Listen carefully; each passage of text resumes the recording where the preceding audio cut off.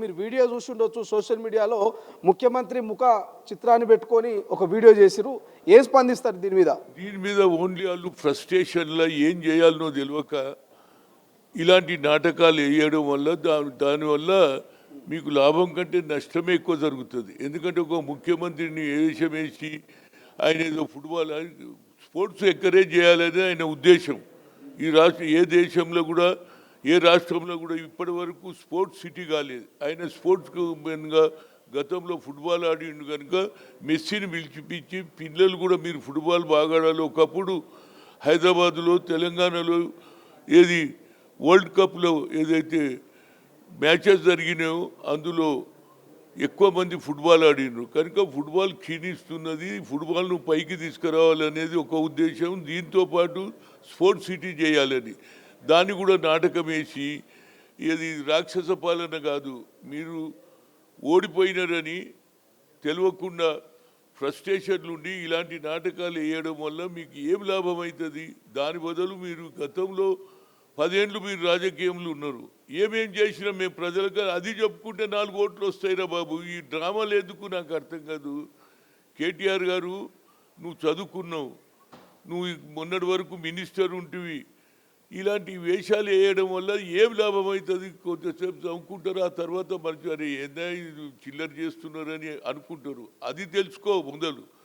మీరు చేసిన అభివృద్ధి ఏందో ప్రజలకు చెప్పండి. గతంలో మేము ఏం తప్పు చేసినామని, ఆ తప్పు వల్ల మనం ప్రజలు ఎందుకు దూరమైనని దాని మీద మేధోమథనం పెట్టుకొని ఊరూరు తిరిగి మేము ఏమేం చేసినాం, ప్రజలకు ఏం చేసినాం, మేము ఆనాడు ఇచ్చిన కార్యక్రమాలు అన్నీ పూర్తి చేసినాం అనివి చెప్పడం కంటే ఈ డ్రామాలు వేయడం వల్ల నవ్వుకుంటారు తప్పితే దానివల్ల ఉపయోగం ఉండదు.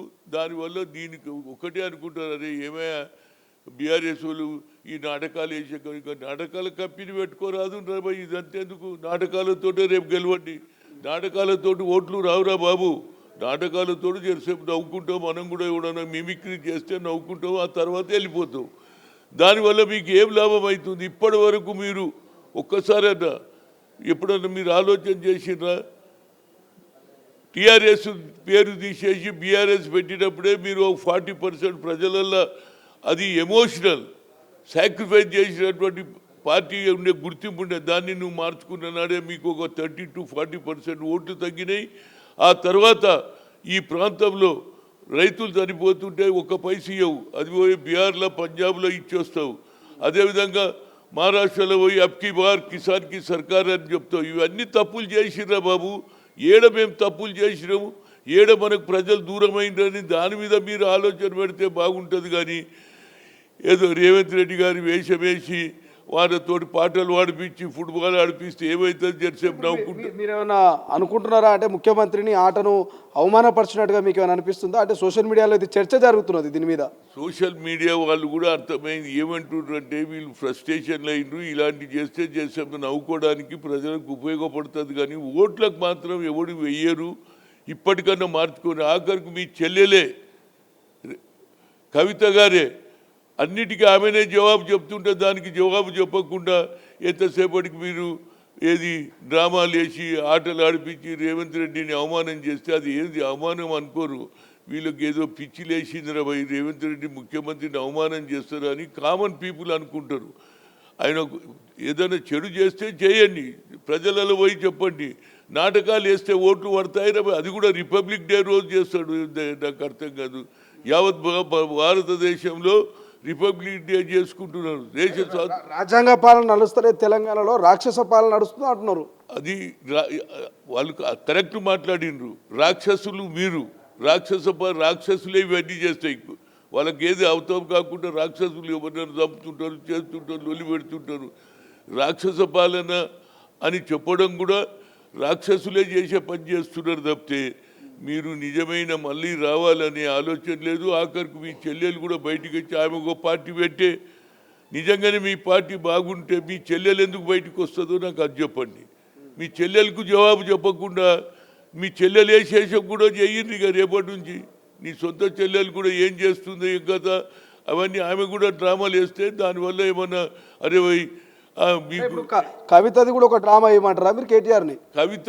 కవిత కూడా వేస్తారు. ఇక వేస్తారా లేదా నేను చెప్పలేను. కానీ ఇక నెక్స్ట్ ఫ్రస్ట్రేషన్లు ఉన్నోడు ఇక అదే పని చేస్తుంటాడు. ఫ్రస్ట్రేషన్ ఉన్నోనికి ఏం అర్థం కాదు, ఏం చేయాలి అనేది అది చేస్తూనే ఉంటాడు. అది కేవలం రాక్షసులకే అవకాశం ఉంది. ఇది రాక్షసులు కాదు, ఇది భారతదేశం సెక్యులర్ దేశం.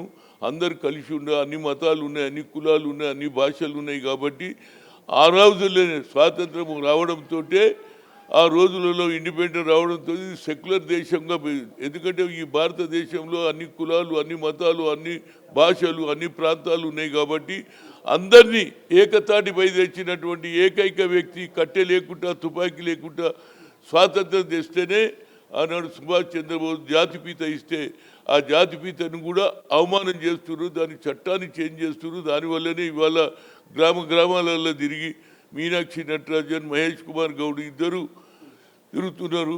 గ్రామాలలో ఏది సభలు పెట్టి ఏ విధంగా మీ పొట్ట కొడుతున్నారు.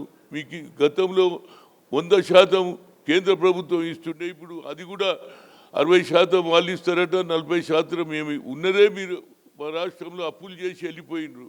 దానికే మేము తేరవలేకున్నాం. మీరు కొత్త కార్యక్రమం పెట్టుకుంటే దానివల్ల లాభం కంటే మీకు నష్టమే ఎక్కువ జరుగుతుందని చెప్తున్నా. ఇప్పటికన్నా ఇలాంటి కల్చరల్ ఏదైతే యాక్టివిటీస్ చేస్తున్నారో దానివల్ల మీకు లాభం కంటే నష్టమే ఎక్కువ జరుగుతుందని సీనియర్ నాయకుడిగా నేను వారికి చెప్తున్నా. ఇప్పటికన్నా మార్చుకోండి, గ్రామాలలో పోండి. ఏం తప్పు చేసినారు మొదలు మీరు ఏదో మతం, మీ చెల్లి ఎందుకు బయటికి పోయింది, ఎందుకు పోవాల్సి వచ్చింది, ఈ ఫోన్ ట్యాపింగ్ ఏంది, అసలైన తొలి వెలుగు.